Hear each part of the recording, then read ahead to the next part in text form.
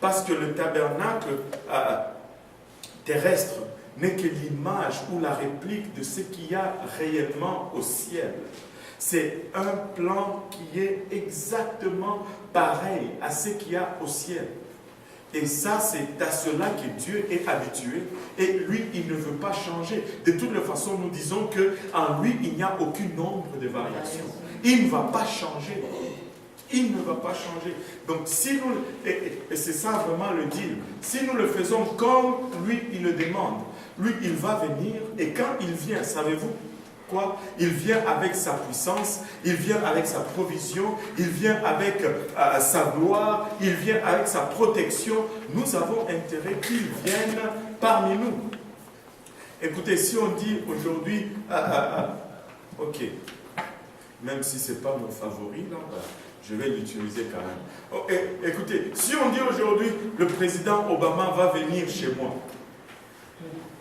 d'abord, il y a tout un entourage qui va venir avant que lui-même n'arrive. Ils vont balayer mon quartier. Ils vont m'arranger ma maison. C'est dans mon intérêt. Sécuriser le lieu. Je peux dormir à porte ouverte. Pas un chien ne va oser aboyer. Et quand il vient, le souper va être différent. Et tout le monde va être content. Et ça, c'est juste un humain. Mais à cause de sa position d'autorité, tout cela suit. Mais maintenant, le Dieu, le Créateur de toutes choses, s'il va venir habiter chez toi, imagine un peu l'entourage, la cohorte des anges qui viennent d'abord sécuriser le lieu chez toi.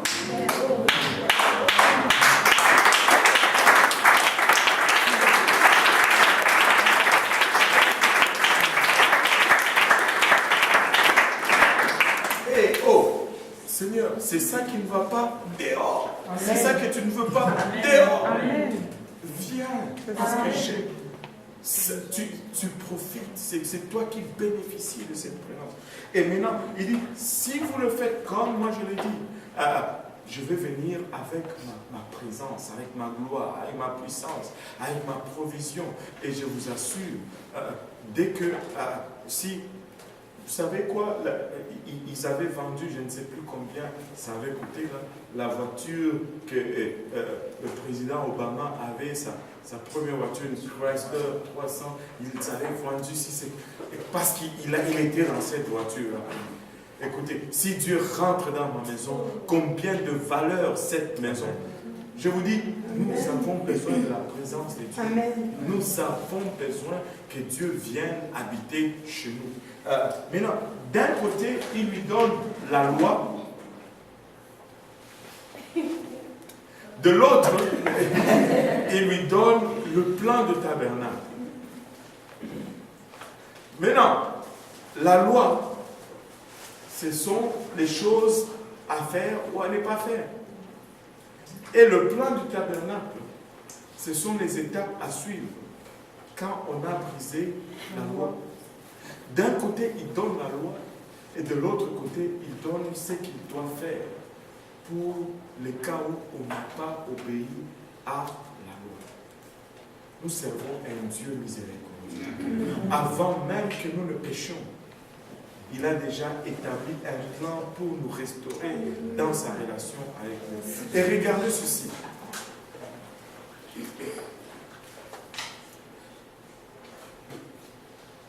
La loi nous dit quoi faire et quoi ne pas faire, mais le plan du tabernacle nous met en relation directe avec Dieu. Au fond, le plan du tabernacle, c'est l'image ou l'ombre du plan du salut. Si nous brisons la loi, nous brisons notre relation avec Dieu. Et le plan du tabernacle nous montre comment restaurer cette relation avec Dieu pas à pas. Pas à pas. C'était quoi ta question? Ta question, Solange? Je vais demander, est-ce que Dieu peut vivre au milieu de... Je vais dire, si tu habites peut-être en famille, ou bien avec un coloc qui peut-être ne connaît pas Dieu, et il y a des choses dans ta maison qui ne glorifient pas Dieu, est-ce que ça veut dire que Dieu n'est pas forcément dans ta maison? Pas du tout. Il est là. Dieu est omniprésent. Comment expliquer que un pécheur qui est dans le péché vient à Dieu? Si la présence du péché chasse Dieu, littéralement. Il va être là. Il va être là. Je vais raconter une histoire.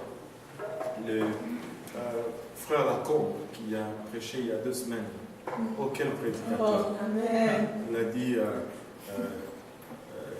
j'ai baptisé Jésus au nom de Jésus, et Jésus a reçu le baptême du Saint-Esprit. Au fond, c'était quelqu'un qui avait des problèmes dans la tête, qui est venu à son église, et en culotte, les longs cheveux, il s'assoit au premier banc. Et quand le frère Lacombe dit Jésus est ici, il dit oui, c'est moi, Jésus. Anyway.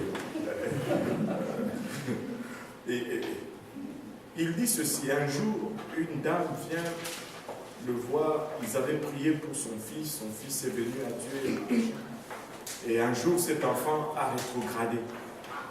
Il est retourné dans le monde, il allait dans les bars, et ces jours-là, il était vraiment dans un bar, il s'est saoulé de samedi soir jusqu'à dimanche matin. Et là, la maman a appelé le frère Lacombe la nuit, il dit oh, mon fils est en tel endroit, je suis désespéré. Le frère Lacombe a prié la nuit, et Dieu lui dit ben, va le chercher. Le frère Lacombe appelle son pasteur assistant et dit tu prêches ce matin parce que moi je vais au bar.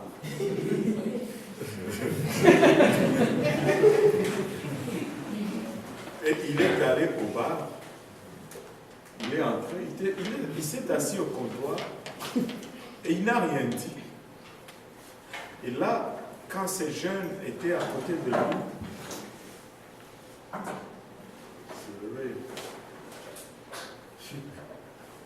qu'est-ce que tu fais ici, pasteur? Et là, le pasteur me regarde et dit, j'allais te poser la même question. Et toi, qu'est-ce que tu fais ici? Et là, les jeunes ont commencé à pleurer. Il a saisi le pasteur, ils ont prié ensemble, ils sont sortis du bar et ils sont allés à l'église. Et les jeunes étaient encore à l'église.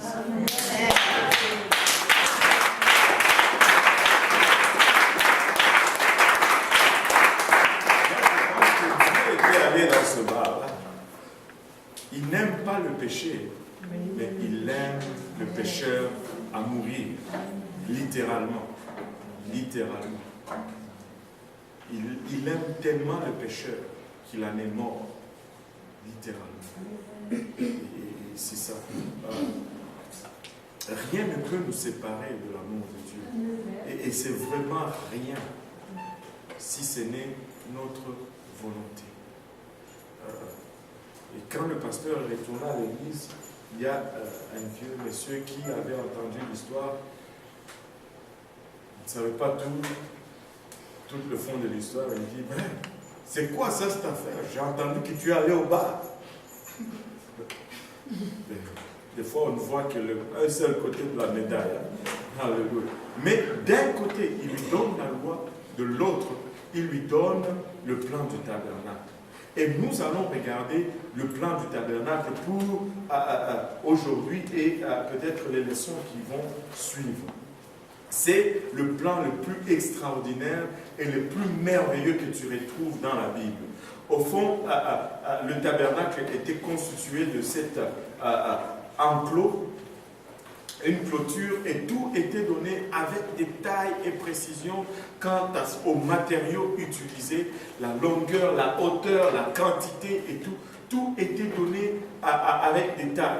Dieu dit qu'il a même mis des dons dans ceux qui devaient travailler Pour la fabrication de cela, je vous réfère encore à l'enseignement du frère Léo là-dessus, mais c'était tout simplement extraordinaire. Extraordinaire. Maintenant, cet enclos délimitait une superficie ou un périmètre qu'on appelait le parvis. Et dans le parvis, à l'intérieur, il y avait la tente d'assignation à laquelle on se réfère comme étant des fois le tabernacle en tant que tel. Cette tente d'assignation était dans le fond du parvis et elle était divisée en 2 chambres. La première chambre était le 2 tiers et la dernière chambre dans le fond était 1 tiers.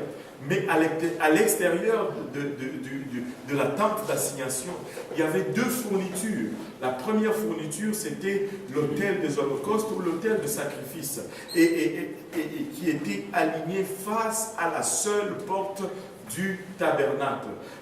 Et après l'autel des holocaustes, il y avait une cuve d'airain qu'on retrouvait avant d'entrer dans la tente d'assignation. Maintenant, une seule porte. Et cette porte était toujours orientée vers l'est. Il n'y avait pas 2 portes, il n'y en avait qu'une. Ceci est significatif quant à notre façon vraiment d'approcher Dieu. Je devrais d'abord terminer dans les détails.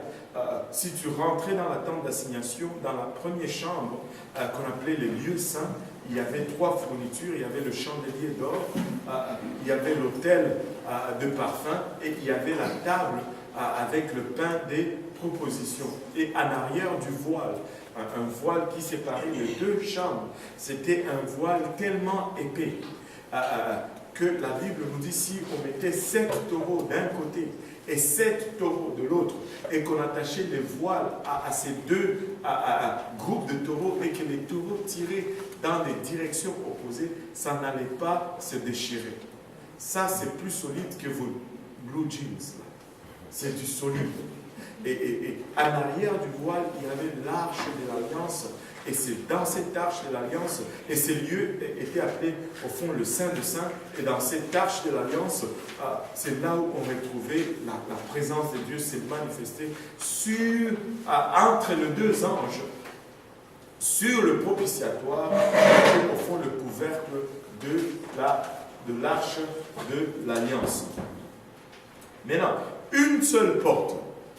Tu ne pouvais entrer dans le tabernacle que par cette porte-là. Il n'y en a pas une autre. Et ça, c'est pour nous dire que tu ne peux venir à Dieu que par un seul chemin. Et Jésus est ce chemin-là. Jésus dit, je suis le chemin, la vérité et la vie. Et nul ne vient au Père si ce n'est par moi. Écoutez, je veux être gentil comme vous le voulez, mais je veux être aussi le plus honnête que possible. Les politiquement corrects, moi, ça ne m'intéresse pas. Amen. Je recherche plus la vérité que la diplomatie. Et tu ne peux pas être sauvé hors de Jésus-Christ. Amen. Tu dis, et alors si je suis musulman, tu ne peux pas être sauvé hors de Jésus-Christ.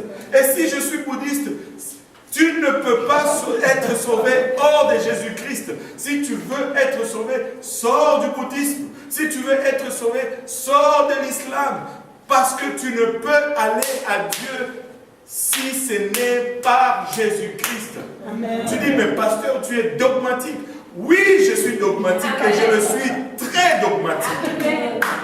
Parce que Jésus-Christ dit, je suis le chemin. Il n'a pas dit, je suis un chemin. Il a dit, je suis le chemin. Il a été lui-même très dogmatique. Vous dites, oh, Jésus-Christ était amour. Il était amour. Être dogmatique ne veut pas dire ne pas aimer.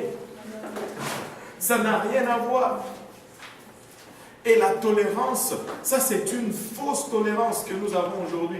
Et on accepte tout, sauf tout le monde a droit de parler, sauf les chrétiens. Tous. le chrétien. Vous savez pourquoi? Parce que ce n'est pas notre monde. Amen.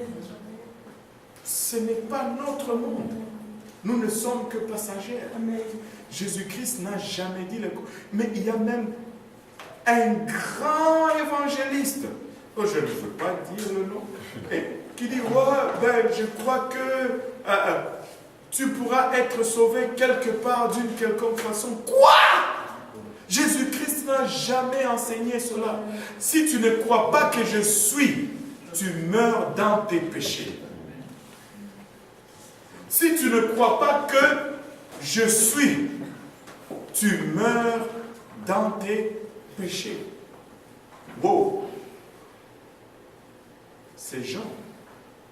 Jean chapitre 8, je l'ai vu l'autre jour là. Je peux vous le montrer.